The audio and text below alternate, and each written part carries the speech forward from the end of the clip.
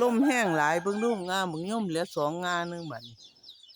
หักลงปองเย่เล่พุ่นน่ะอาด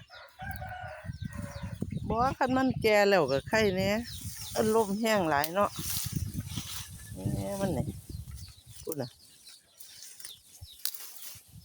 เบิ่งดูกองอยู่พื้นเอเล่อยู่งาบักย่อมหักทับอันผักบงไหมโอ้ยเอาไปเฮ็ดจังไดกินเนาะเบิ่งดูหักลงกองเอเล่อยู่ก็สิซื่นก็เฮาหดอยู่นั่นล่ะว่าผักก็ได้ถูกฝนนี่ฝนน่ะบ่แห้งดอกพี่น้องแต่ว่าลมนี่ติแห้ง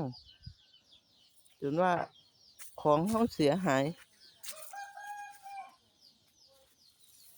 ลมพัดคักพัดแน่งาบักย่อมกองเอเล่เสียดายบักย่อมเนาะบ่ได้มาส่องเบิ่ง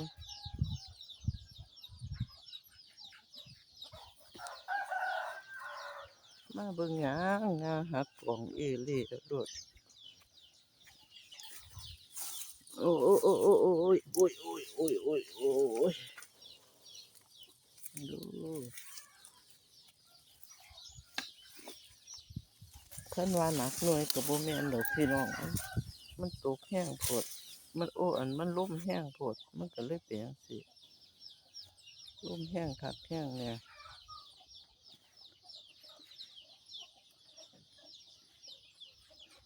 ลมต่ำมาเนาะบ่หักก็อยู่บ่ได้จนว่าบ่กล้าออกมาเทิงฟ้าเหลื่อมน่ะไก่น้อยก็พวกไก่น้อยลมแห้งหลาย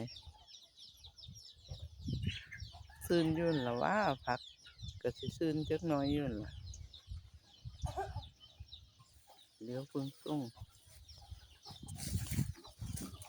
มักทั่วก็กำลังแตกขึ้นตัวฝักยาว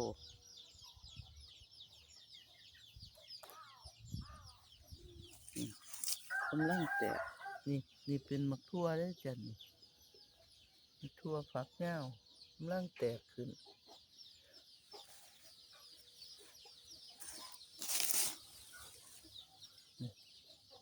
ปลูกบ่หลายดอกบ่ได้เก็บกิน